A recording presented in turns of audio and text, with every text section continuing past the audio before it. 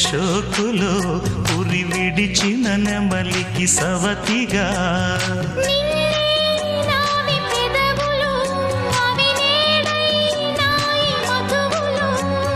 రెండు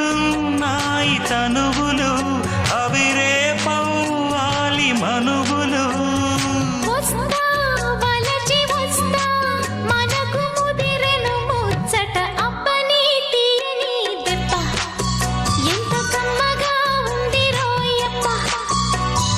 అమ్మ నీనున్న నీ బుగ్గ